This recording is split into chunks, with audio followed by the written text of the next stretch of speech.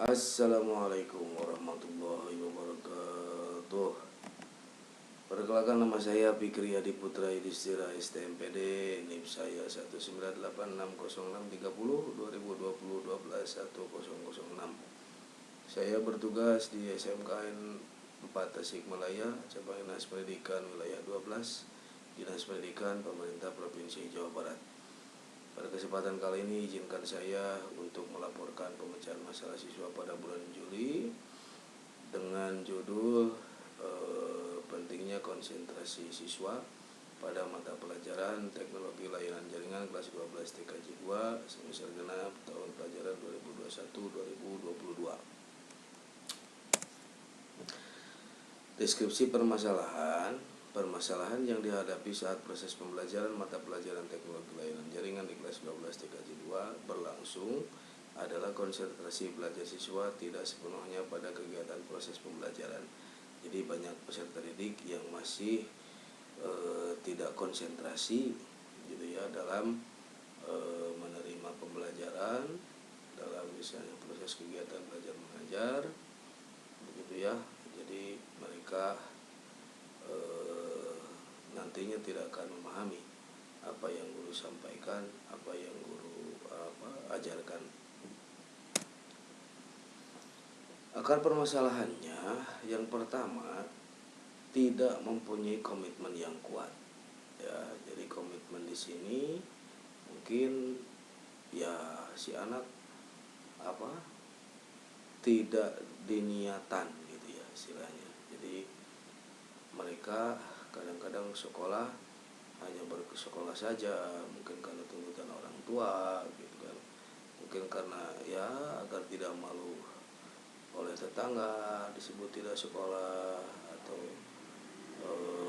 banyak alasan yang lain sehingga belum terbentuknya komitmen gitu ya, belum terbentuknya tujuan atau niat dalam hati peserta didik pada proses pembelajaran. Yang kedua, penggunaan handphone pada proses KBM. Nah, ini ya yang sering terjadi pada zaman sekarang ini. Jadi mungkin di sisi lain gitu ya, penggunaan handphone itu seperti memiliki dua mata pisau gitu ya. Jadi mohon maaf.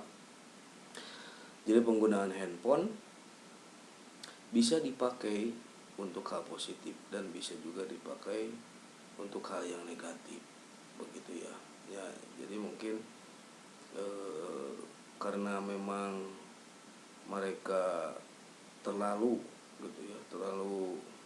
asik dengan handphonenya gitu kan, mereka terlalu istilahnya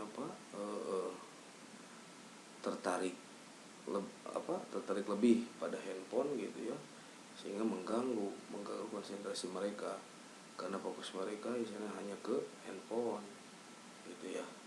Karena memang di sekolah kami belum dibatasi gitu ya untuk penggunaan handphonenya. Jadi anak bebas membawa handphone ke sekolah gitu ya, tanpa istilahnya dibatasi kan gitu. Belum ada istilahnya tindakan khusus dalam penggunaan handphone begitu ya. Tapi mungkin ke depan ya kita bisa mencortir, kita bisa memeriksa penggunaan HP anak, atau kita bisa mengarahkan penggunaan handphone ke arah yang lebih bijak atau yang lebih baik. Nah, mungkin yang penulis tawarkan sebagai alternatif solusi yang pertama adalah membuat kesepakatan kelas gitu ya. Jadi ini kita perlu kesepakatan lagi nih gitu ya.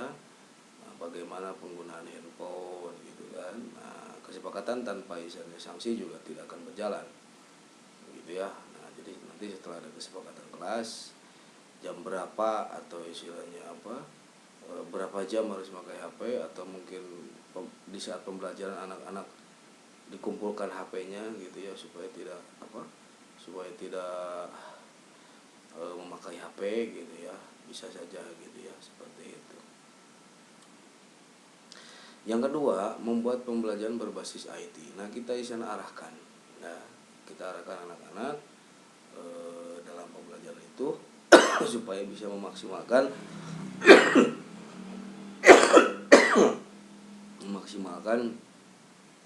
pemakaian handphonenya masing-masing gitu ya. Ya contohnya dengan mungkin kita buat game pertanyaan di handphone gitu ya, kita buat istilahnya ya kita buat inilah pembelajaran lebih menarik gitu ya untuk untuk penggunaan handphonenya gitu ya, kita arahkan lah gitu ya, untuk memaksimalkan penggunaan handphone dalam pembelajaran. Nah, hasil pemecahan masalahnya, setelah dilakukan beberapa tahapan alternatif solusi, terutama dibuatnya kesepakatan kelas, ya, terutama terkait dengan penggunaan handphone pada proses KBM, ada peningkatan konsentrasi siswa untuk menerima materi ataupun instruksi pada saat kegiatan praktikum. Jadi ya alhamdulillah gitu ya, setelah istilahnya ada kesepakatan, ada setelah kita arahkan gitu ya penggunaan handphonenya, ya alhamdulillah anak-anak jadi bisa berkonsentrasi dalam menerima pembelajaran. Sumber rujukannya ya di sini kita amati langsung pada proses pembelajaran di kelas 11 TKJ 1. Begitu ya. Nah, itulah mungkin lah ya sedikit pemecahan masalah yang bisa saya laporkan. Terima kasih atas perhatiannya. Mohon maaf jika banyak kekurangan. Saya tutup. Assalamualaikum warahmatullahi wabarakatuh.